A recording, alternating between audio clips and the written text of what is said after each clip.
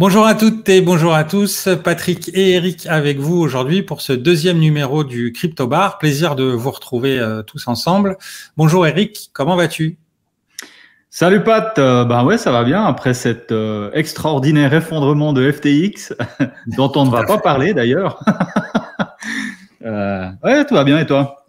Ah ben écoute, ça va pas mal de mon côté, puisque nous avons conseillé de se protéger vis-à-vis des échanges centralisés depuis le départ en fait. Donc nous on était à l'abri et nos abonnés pour la plupart aussi, en tout cas ceux qui ont suivi scrupuleusement les conseils qu'on leur a donnés. Effectivement, pour les autres, ça s'est un petit peu moins bien passé. Alors, de quoi allons-nous parler aujourd'hui? Eh bien, on va parler du dollar numérique qui est en phase de test actuellement. On va également parler d'Uniswap et de MetaMask qui sont en train bizarrement de commencer à collecter les données des utilisateurs, enfin divers types de données. On va voir ça ensemble. Apple qui aussi est en train de faire des siennes pour interdire en fait des applications liées à la crypto. Et enfin, quand même, on va terminer avec une bonne nouvelle, puisque le Bitcoin et maintenant et d'autres sont des monnaies acceptées en paiement au Brésil. On va commencer par la première tout de suite nouvelle qui concerne donc le dollar numérique. La Banque fédérale de New York a annoncé un partenariat avec des banques, des très grosses banques, des banques internationales. Et ils vont faire un projet pilote en fait de dollar numérique sur une période de 12 semaines, donc c'est-à-dire 3 mois. Alors dollar numérique, moi, enfin, je sais pas ce que tu en penses, mais moi ça me fait un peu entre guillemets rigoler parce que le dollar est déjà numérique en réalité, comme l'est déjà l'euro et certaines autres devises, parce que je crois qu'aujourd'hui le pourcentage d'argent liquide dans les transactions, ça représente, je crois, au maximum 10%. C'est peut-être moins aujourd'hui encore. Donc, en réalité, on a tous déjà, en fait, de l'argent numérique parce qu'on utilise des cartes bleues et puis on utilise aussi des virements. Nous, au Portugal, on a aussi une application qui s'appelle MBWay qui nous permet d'envoyer juste avec un numéro de téléphone de l'argent à un contact, ou alors d'envoyer à son enfant qui peut aller à un guichet retirer de l'argent ou payer des commerçants. Donc, en fait, on est déjà dans un univers numérique. Mais là où, en fait, l'article est intéressant, c'est parce qu'en fait, les banques, ce qu'elles veulent, en réalité, elles le disent à moitié, c'est résoudre un problème qu'elles ont vis-à-vis, en fait, des règlements qui ont lieu, en fait, à la fin de la journée. Quand en fait vous effectuez un paiement, en fait la banque du commerçant par exemple, elle va lui faire un crédit, enfin lui faire un prêt d'argent jusqu'à ce qu'elle soit évidemment remboursée de ce prêt, et elle le fait parce qu'elle a la garantie en arrière que l'argent existe bien et qu'il va arriver. Et c'est ce délai-là en fait qu'ils veulent raccourcir. Alors dans l'idée, c'est pas forcément négatif. La problématique, c'est qu'est-ce qu'ils vont faire ensuite. Et c'est là où on se pose évidemment la question. Mais je te laisse réagir un petit peu par rapport à ça, Eric.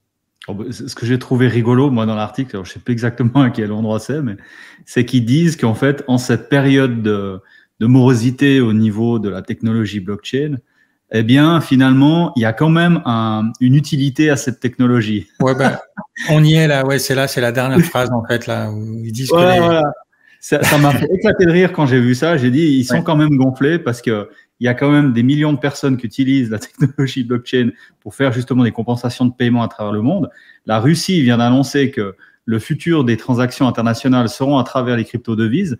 Puis là, on a les Américains qui disent que oui, à part en fait une simple base de données qui est, on va dire, transigée à travers les différentes institutions bancaires, ça n'a pas d'utilité.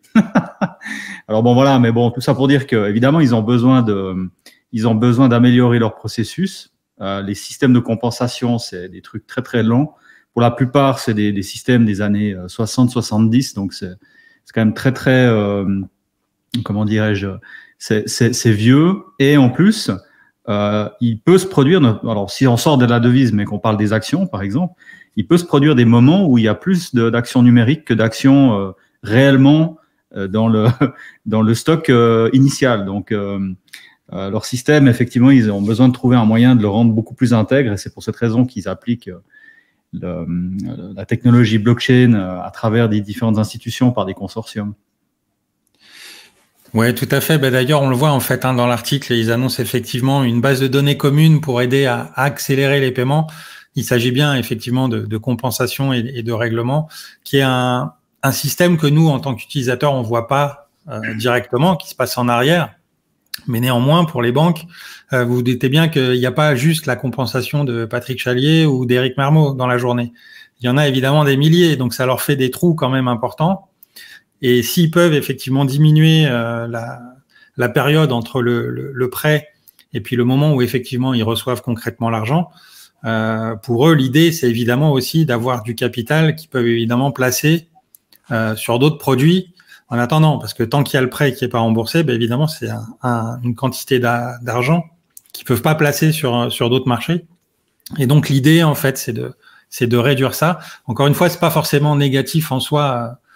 Ce qui peut l'être, c'est ce qui va s'avérer ensuite, parce qu'ils rentrent par la petite porte là en disant non, mais c'est juste pour nous en interne là, et puis en fait, au final, derrière, évidemment, ça va être implémenté pour le grand public, avec éventuellement, comme on l'a dit souvent, des délais, par exemple, où vous allez être obligé de dépenser en fait une certaine somme d'argent avant un certain délai, sinon la banque le confisque ou je ne sais pas, l'argent sera perdu. Donc voilà, il peut y avoir plein de choses qui peuvent être mises en place pour faire tourner l'économie au détriment, encore une fois, de l'épargnant. Et évidemment, c'est là que le bas blesse, puisque nous, notre projet, c'est justement d'épargner et de faire croître, évidemment, son capital également. Donc, je ne sais pas si tu as quelque chose à rajouter. On peut peut-être simplement, pour la petite blague, pour finir sur une vidéo, donc en parlant d'accélérer les paiements, on a une vidéo donc au Salvador en fait, de quelqu'un qui paye avec une carte bancaire sur un terminal. Donc ça va aller très vite. En fait, il scanne sa carte sans contact et en 2 secondes, c'est payé. Voilà, c'est fini. Donc je sais pas si les banques. Sauf que c'est pas une carte bancaire, c'est ça le truc. Oui, c'est pas une carte bancaire en soi, mais ça reste une carte avec ça une banque, mais c'est une carte Bolt, et puis la personne là, en l'occurrence, elle paye une bière sur une plage au Salvador, et donc il y a pas de banque dans l'intervalle puisque c'est un BTC per serveur, donc ça veut dire que il n'y a pas d'institution financière intermédiaire. Donc vous pourrez constater effectivement que dans le monde de Bitcoin, on n'a pas attendu en fait d'avoir des compensations avec des systèmes compliqués, des bases de données, etc. Là, la compensation, elle se fait de personne à personne, et c'est le système Bitcoin à travers Lightning qui fait toutes les compensations en temps réel. Voilà. Donc, on va les laisser faire leurs expériences. Dans Bitcoin, effectivement, on dit souvent que la transaction, c'est le règlement, parce qu'en fait, il n'y a pas d'autre choix, en fait. Il n'y a pas de prêt. On va passer à la deuxième nouvelle qui date d'il y a 10 jours à peu près, une dizaine de jours, peut-être un peu plus, sur Uniswap qui nous a gentiment annoncé une modification de sa politique de vie privée. On pensait que ça allait en fait être favorable pour les utilisateurs. En fait, non, c'est complètement l'inverse, puisque en fait Uniswap annonce en fait qu'il va collecter un certain nombre d'informations maintenant concernant les transactions, notamment l'adresse de la transaction. Mais plus important que ça, tout l'historique de la transaction lié à l'adresse. Alors, en soi, c'est des informations qui sont publiques. Donc, en fait, n'importe qui peut, une fois que vous avez une adresse, vous pouvez aller voir les transactions et son historique sur la blockchain. C'est l'un des intérêts, d'ailleurs, c'est la transparence. Là où c'est problématique, c'est quand il y a une collecte d'informations qui est liée à d'autres informations. Parce que déjà, l'adresse en soi, si vous allez voir dans l'historique, vous pouvez remonter jusqu'à peut-être la transaction initiale qui peut permettre de vous identifier nommément, puisque vous avez une adresse quelque part qui est, si vous avez utilisé des échanges centralisés, vous avez une adresse Ethereum qui est liée à votre nom.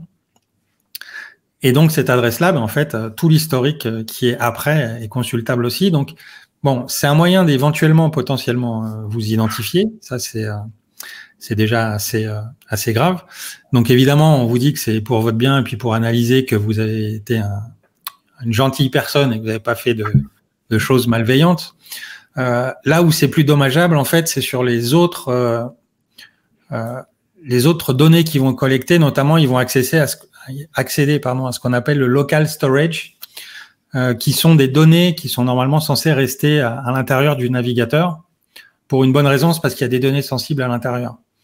Et le fait qu'ils accèdent à cette partie, alors moi j'ai souligné le device ID, en fait, c'était une erreur, c'est le local storage qui est bien plus important, parce que il y a des données sensibles à l'intérieur, et surtout il peut y avoir aussi des attaques qui sont menées, parce que vous accédez à ça sans rentrer dans la technique avec un code particulier sur votre navigateur.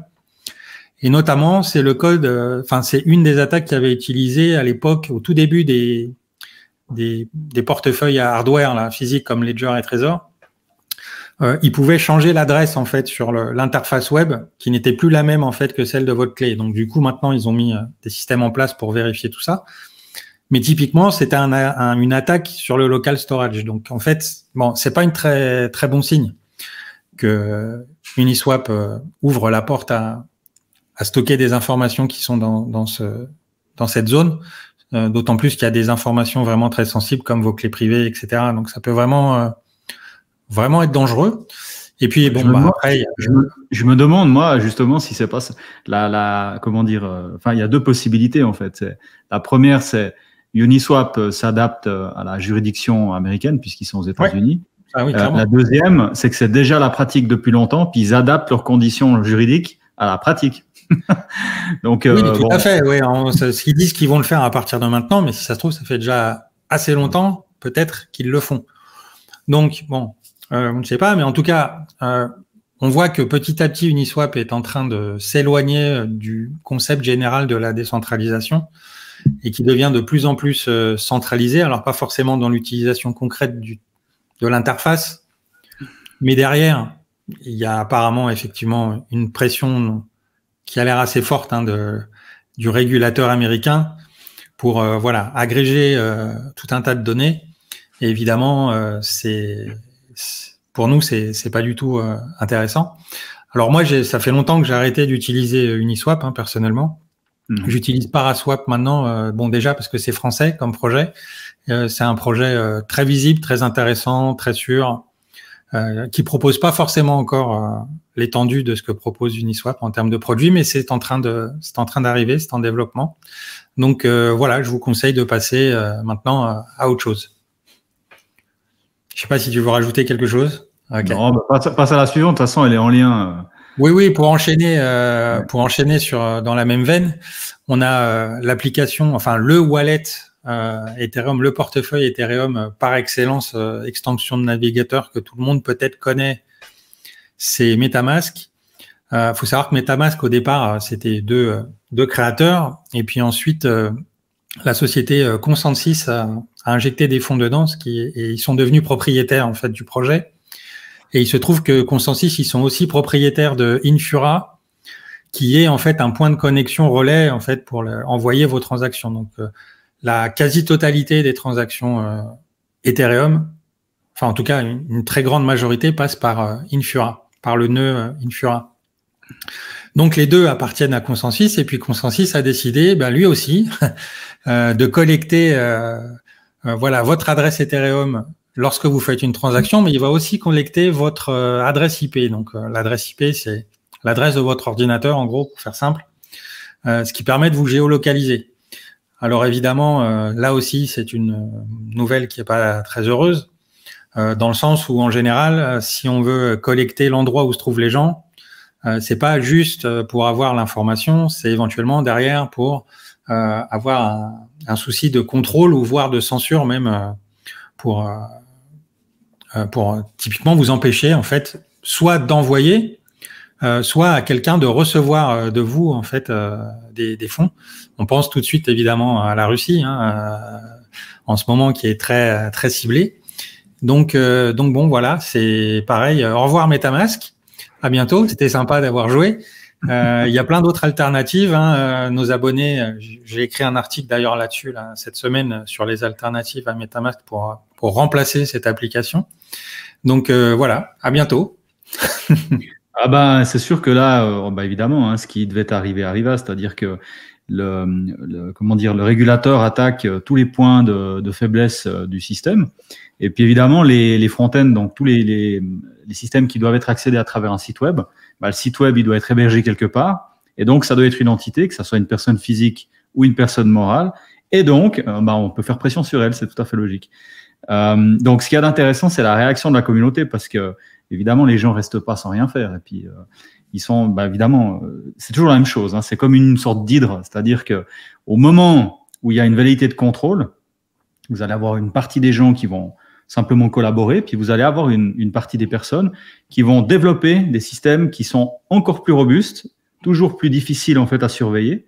Et donc, en poussant, on va dire cette surveillance et ce contrôle, eh bien, justement, bah, ça fait fuir de plus en plus loin le contrôle lui-même.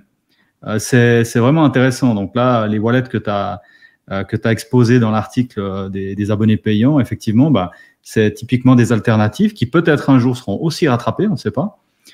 Mais toujours est-il que la technologie évolue, puis il faut se tenir au courant. Et c'est pour ça que c'est quand même assez positif, malgré le fait que tout le monde savait, en fait, finalement, comme dirait notre ami Coluche, dans les milieux autorisés, que évidemment, il y avait des possibilités de surveillance et qu'à partir du moment où vous vous connectez avec un portefeuille Ethereum et puis qu'on vous demande voulez-vous vous connecter au site web, le site web accède à un certain nombre d'informations. Donc ça, voilà, c'est une constante, ça va être une constante. Il y a des alternatives dans le monde de Bitcoin, par exemple, en passant à travers des applications et pas à travers des sites web. Et puis sur Ethereum, vous avez même le développement justement de front-end, donc de sites web personnels pour chaque utilisateur qui permettent d'utiliser les smart contracts qui sont derrière sans devoir passer par la page web qui justement, elle, va surveiller le trafic. Donc on va voir ces prochains mois quelles seront les réactions. Puis s'il y a des solutions qui sont simples en fait pour implémenter justement une interface facile pour chaque utilisateur, ce sera intéressant. Ouais, tout à fait. On va voir en fait comment. Mais concrètement, on voit quand même qu'effectivement depuis, on va dire 6 à 8 mois, une accélération de la régulation en fait, ou de tentative en tout cas de régulation. Alors là, on n'est pas vraiment dans de la régulation parce que ça, pour l'instant en tout cas, ils annoncent pas en fait d'activités spécifiques liées à la collecte de ces données. Néanmoins, ils ont commencé à collecter les données, donc évidemment, ça pose un problème de vie privée. Donc, on s'en va.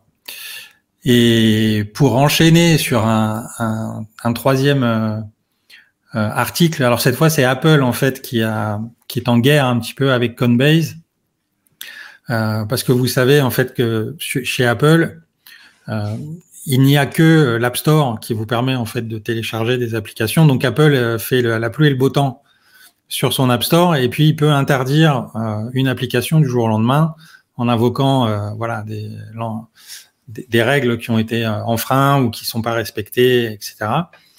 Et là, en fait, vis-à-vis de Coinbase, l'histoire, c'est pas forcément qu'ils veulent empêcher l'envoi des NFT, c'est que Apple veut une commission sur le gaz dépensé dans les transactions. Alors, Apple n'a pas tout à fait compris comment ça marche, un peu tout ça, mais Coinbase ne peut rien faire en fait sur le gaz des transactions. Il peut encore moins dire 30% ça va être alloué à Apple. Donc, Apple a plus ou moins dit si vous enlevez pas la fonctionnalité, on ne va pas autoriser votre application à être sur l'App Store. Alors ça, c'est spécifiquement pour Apple. Pour ce qui est d'Android, et pour ceux qui ont un Android, c'est une excellente nouvelle. Vous avez également l'App Store de Google, mais ce n'est pas la seule manière donc, que vous avez en fait d'installer des applications. Il y a un App Store, il y en a au moins un, si c'est pas deux, qui sont des App Store alternatifs que vous pouvez télécharger, et vous pouvez également en fait simplement télécharger des applications sur votre ordinateur ou depuis votre téléphone et installer l'application sans passer par un store. Donc chez Apple, c'est un peu plus résilient dans ce sens-là, c'est-à-dire que Google peut effectivement bannir une application de son écosystème, mais elle peut pas vous empêcher à 100% en tout cas d'installer l'application. Donc voilà, c'est encore une fois pour moi, en tout cas, pour une des raisons pour lesquelles j'utilise plus Apple depuis un certain temps. C'est pas la première fois hein, qu'ils font un coup comme ça. Ils avaient banni justement MetaMask à un moment donné, qui pouvait plus être installé du tout, ni mis à jour. Bon, ça a été remis, mais bon, on ne sait pas s'il y a eu des tractations derrière.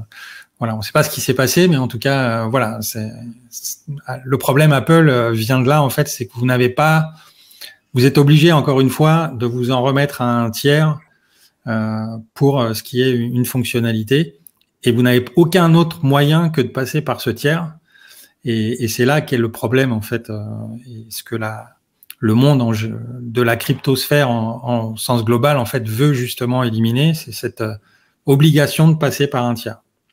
Ouais, bah on se souvient bien sur Apple de plusieurs entreprises en fait qui ont coulé à cause de l'interdiction de la diffusion de leur application sur l'App Store de Apple, hein, notamment certains projets crypto qui du jour au lendemain se sont vus interdire en fait de diffuser leur application. Par conséquent, tous leurs revenus partent à zéro du jour au lendemain suite à une décision d'Apple qui souvent en fait est suivie de l'implémentation d'une application qui fait la même chose en fait chez Apple. Donc voilà, bon, finalement c'est une entreprise privée, donc ils font ce qu'ils veulent dans leur système, mais ceci étant, c'est vrai qu'on va chercher à être beaucoup plus résilient et à se diversifier. C'est toujours le maître mot, hein, se diversifier. On essaye d'utiliser ou de trouver des systèmes qui nous permettent de garder de la liberté. Bon, eh ben écoute, pour terminer, on va quand même terminer sur une bonne nouvelle. Alors attendez, parce que j'étais pas vraiment tout en haut. Et donc la bonne nouvelle du jour, enfin elle date pas d'aujourd'hui, mais elle est récente quand même, c'est que au Brésil, vous avez maintenant la possibilité légalement de payer en crypto-actifs. Alors il y a quand même une précision à faire, c'est que le paiement en crypto-actifs est autorisé et légal, mais le crypto-actif n'a pas cours légal. La différence est assez quand même forte par rapport à ça. Et en fait, ce qu'on constate, notamment au Brésil, en fait, c'est que bon, alors on nous dit que c'est Bitcoin et puis évidemment Ethereum et d'autres actifs qui peuvent être utilisés. Cependant, au Brésil, ce qu'on constate en fait, c'est qu'il y a une très très grande majorité de Brésiliens qui utilisent Tether, qui est un stablecoin donc face au dollar. Alors pour une raison, enfin pour deux raisons. La première, c'est parce que effectivement tout le monde n'a pas accès à un système bancaire au Brésil. En tout cas, c'est moins facile que en Occident traditionnel. Et puis ils ont aussi une inflation qui est quand même assez forte. Et donc pour eux, en fait, transférer en dollars, c'est un moyen justement de se protéger un petit peu face à leur monnaie qui est une monnaie qui est pas très représentative ou très forte, malgré le fait que ça soit un des pays avec l'une des plus grosses populations. Ils ont une monnaie faible, donc du coup, ils se protègent comme ça. Ouais, c'est aussi probablement, et c'est ce qu'on discutait avant l'appel, c'est que ça sera intéressant d'observer comment se comporte la diaspora du Brésil à l'étranger, en fait, parce que si maintenant le Tether devient donc, c'est une représentation de dollar, ça devient une monnaie de paiement à l'intérieur du pays, pourquoi est-ce que les gens reviendraient en réal, par exemple? Et pourquoi est-ce que les gens de la diaspora, donc les personnes à l'extérieur du Brésil, n'utiliseraient pas le Tether pour pouvoir faire des transactions à l'international? Il n'y a aucune raison, en fait. Pourquoi est-ce qu'ils utiliseraient Western Union alors qu'ils peuvent acheter de l'USDT, donc du Tether, par exemple, en Europe, et puis ensuite l'envoyer par une simple transaction crypto directement chez la personne, en direction de la personne bénéficiaire au Brésil. Donc, c'est évident que ça va être intéressant d'observer le phénomène. Alors, une fois de plus, c'est le dollar qui est utilisé parce que ça reste quand même dans l'esprit des gens la monnaie de référence au niveau mondial, surtout pour un pays où la devise locale se dévalue beaucoup plus rapidement que le dollar lui-même. C'est le cas, par exemple, également en Argentine, où là, ils sont carrément dans vraiment des niveaux d'inflation extrêmement forts. Et bah, évidemment, les gens ont l'interdiction d'avoir du dollar sur place. Bah, qu'est-ce qu'ils font? Ils achètent des crypto-devises, et probablement que le Tether est parmi les premières cryptos les plus intéressantes pour ces personnes. Oui, et d'ailleurs, on voit que effectivement Tether est tellement demandé au niveau du Brésil qu'ils ont décidé en fait d'installer un certain nombre de guichets pour directement en fait acquérir du Tether. Donc c'est pas anodin, hein, 24 000 guichets automatiques. Alors à l'échelle du Brésil, ça peut rester faible comme chiffre. Néanmoins, 24 000 guichets, c'est déjà quand même pas mal. Je sais pas ce que tu en penses.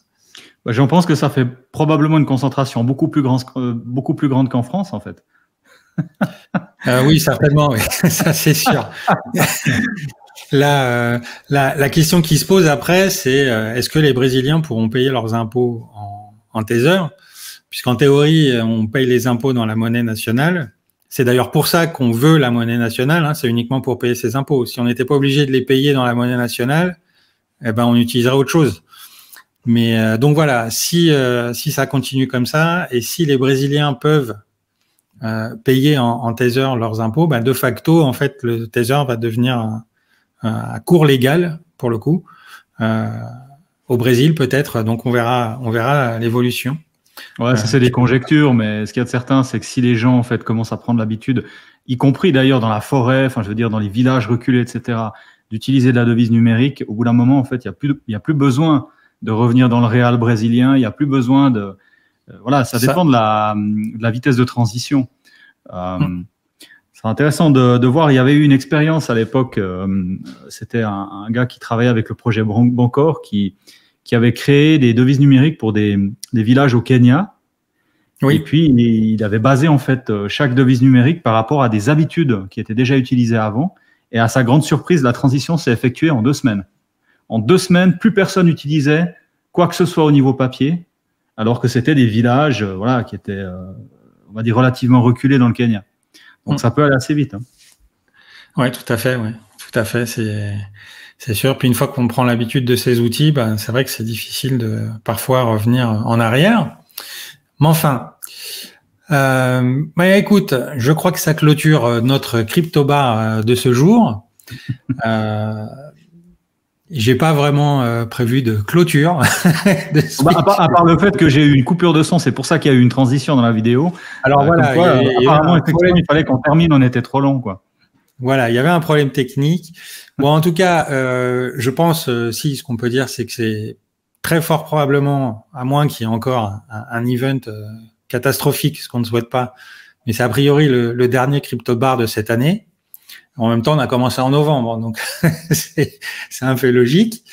Et en tout cas, si ça vous plaît, n'hésitez pas à cliquer sur les pouces là. Regardez aussi en description nos autres chaînes, parce qu'on publie aussi d'autres contenus, notamment sur Medium. Eric a écrit un article très instructif sur justement l'histoire d'FTX et puis surtout ce que nous on conseille depuis le début pour se protéger de ça. Donc allez voir du côté de Medium. Et puis sinon, moi je vous souhaite une très bonne fin d'année. De bonnes fêtes en famille et puis je vous dis rendez-vous pour le prochain Crypto-Bar certainement en 2023. Magnifique. Merci à tous de votre écoute et à bientôt pour de nouvelles aventures.